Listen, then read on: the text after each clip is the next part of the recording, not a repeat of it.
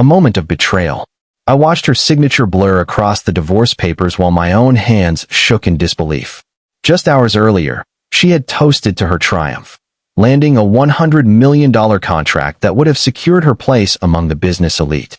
But instead of celebrating with me, the woman I had trusted with my heart, she had chosen to destroy our marriage, leaving me humiliated in front of the very boardroom we had once conquered together.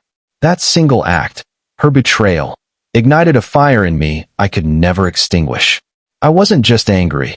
I was alive with a hunger for revenge so consuming that every breath I took, every decision I made, would be shaped by one thing: making her pay, and making her feel the same helplessness she had thrown at me. The weeks after the divorce were suffocating. I moved out of our home, but it wasn't the empty halls or the silence that tormented me. It was the vivid memory of her smug smile, the way she had flaunted her success while erasing me from her life.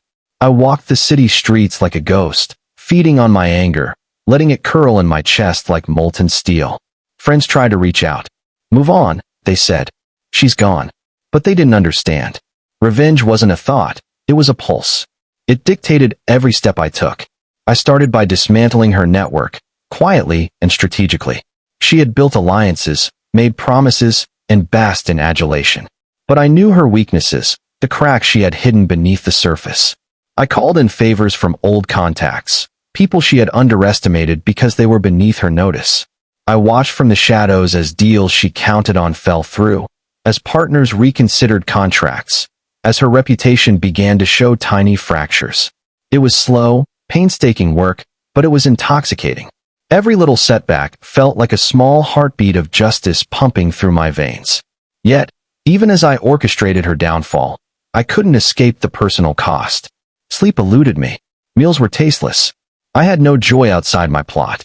My mind was a battlefield, torn between satisfaction at her stumbles and a gnawing realization that revenge was consuming me entirely. Friends began to pull away. They couldn't bear the darkness that clung to me. I no longer cared. The world had become a canvas, and my only desire was to paint it red with her humiliation.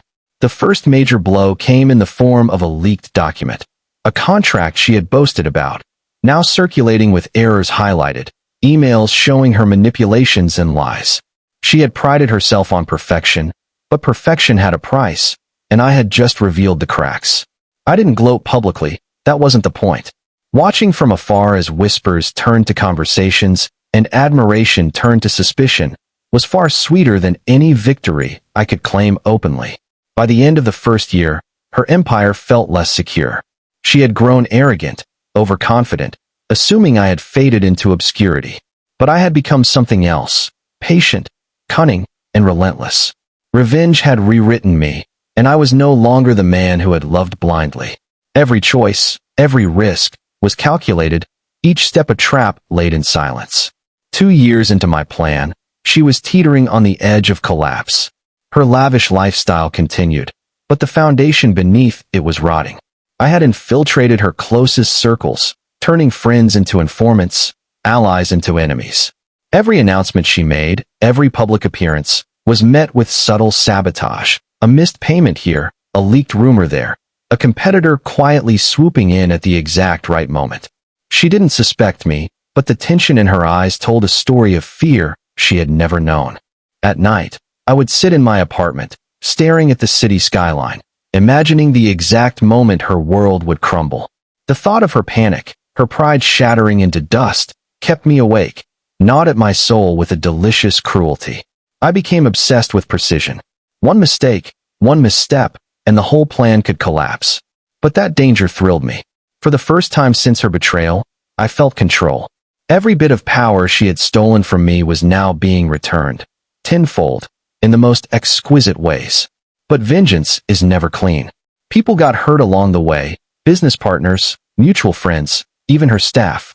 Their confusion, fear, and resentment became tools, and I wielded them without remorse. She had destroyed our life together. The rules had changed.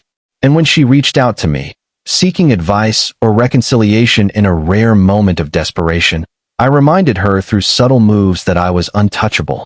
Every word, every gesture, every orchestrated scandal was a blade slicing through her confidence. By the end of the second year, Whispers of bankruptcy started circulating in elite circles. The company she had spent years building, the contract she had celebrated like a crown jewel, it was slipping.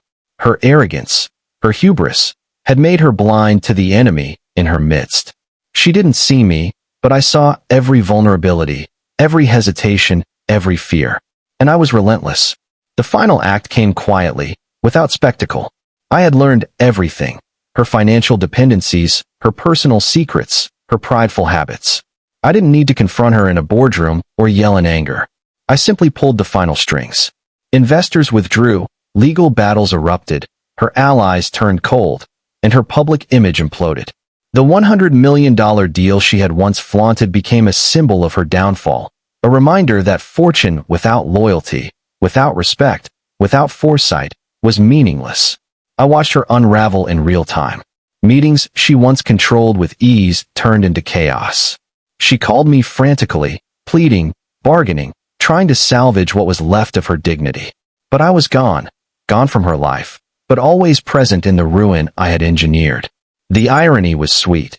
She had sought to crush me with betrayal, and I had done the same with calculated precision, leaving her speechless, broken, and isolated. I felt no triumph in a conventional sense, just a deep, satisfying confirmation that justice, in my terms, had been served.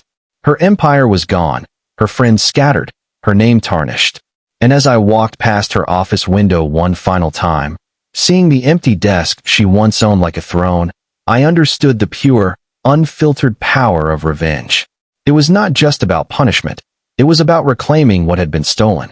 And in that moment, I felt invincible, not because I had built something, not because I had won friends or accolades, but because I had reminded the world, and her, that betrayal carries consequences too severe to ignore.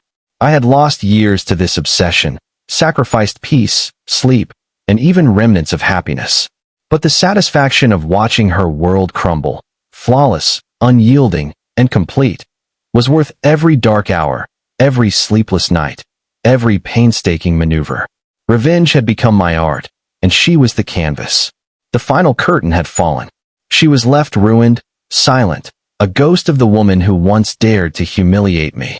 And I walked away, not lighter, not healed, but victorious in a way the world seldom allows. Proof that betrayal can be repaid in kind, and that sometimes, the most devastating revenge is simply watching someone's carefully built life unravel piece by piece. Moral of the story: betrayal demands reckoning, and revenge, when pursued relentlessly, can become the ultimate measure of justice.